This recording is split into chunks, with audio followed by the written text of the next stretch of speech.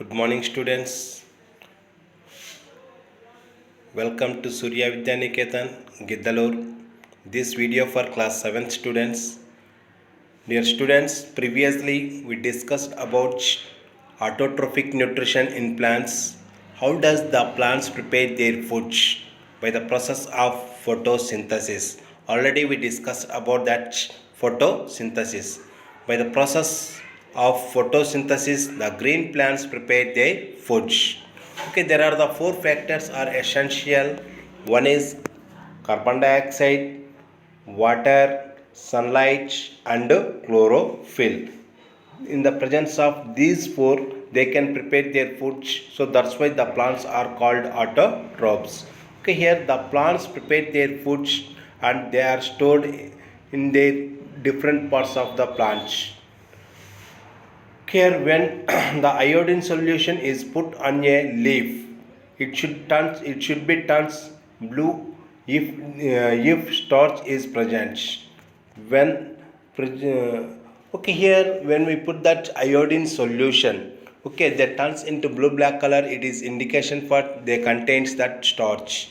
Preservation of plant parts like leaves, flowers, whole plant is a traditional designer's art. Okay, here we have to collect that different parts of the plant or whole parts. It is a art. Okay, if the plants are not available in a particular place, in some places some plants are not available, we may have collect these plants and preserved it. Okay, they are preserved or stored for is stored. Okay, in a particular place, then the plant physiologist collect those plants where they are available and make the preservation form. This is commonly called as herbarium. So here we have to collect the plants, okay, the parts of the plant such as flowers, leaves, stem, branches, whole parts.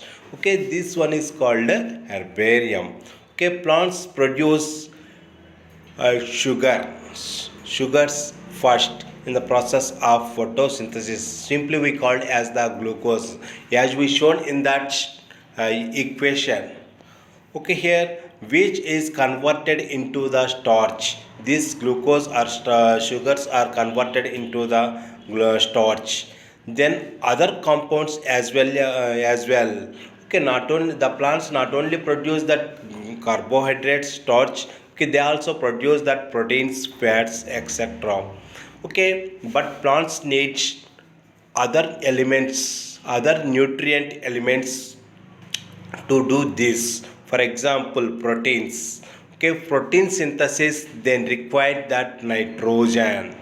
Okay, the main nutrients needed are nitrogen, potassium, and phosphorus. The plants require that mainly three. One is nitrogen, potassium, and phosphorus. Okay, here plants require many other nutrient elements as well, but these are needed only minute quantities, hence they are called micronutrients. Okay, here the plants require that there are the macro and micronutrients is there.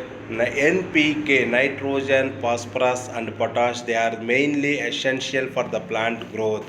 Okay, here some of them are very less quantities they require, they are called micronutrients. The other modes of nutrition in plants, some plants do not have chlorophyll. They do not make their foods by the process of photosynthesis. How they can obtain their foods? Okay, they took the food from the other plants.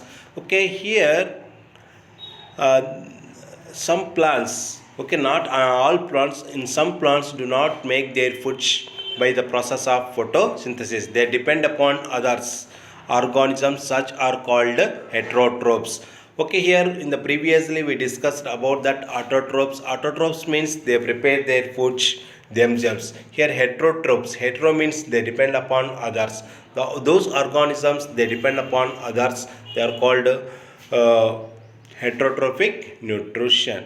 Okay, here In plants also they shows that heterotrophic nutrition. How they shows that heterotrophic nutrition? The first one is parasitic nutrition. Parasites. What is meant by parasite? The organism which depends upon others for their food or shelter, they are called parasites. Here, plants also having that parasites? Yes, have. One is Cuscuta. It is a amarbel. It is a climber. Parasitic nutrition. Okay, these plants do not contains that chlorophyll. They don't have that chlorophyll. So that's why if they don't have that chlorophyll, they can't prepare their foods. They are depending upon some other plant. They climb on the supporting tree. Okay, here Cuscuta is a plant, okay, which shows that parasitic nutrition.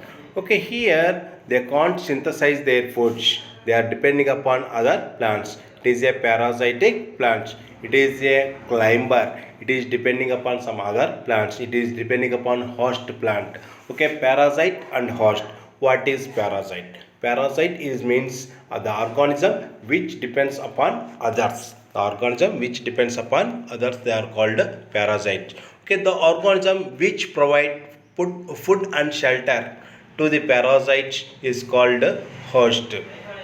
Look at that figure, students. It is a parasitic plant, that is a Cuscuta. Cuscuta is a climber. Okay, which appears in yellow color. Okay, and the second one is the insectivorous plants. Okay, you already learned about that insectivorous plants. In some plants, they trap and eat the insects. Such plants are called insectivorous plants. Okay, for example, Venus flytrap and Nepenthes. Okay, they have that chlorophyll. These plants have that chlorophyll. They can prepare their foods, but still now they are trap the insects. Why they trap the insects? To fulfill their nitrogen. So they trap the insects. Look at that figure, students. It is an insectivorous plant. Thank you one and all, students.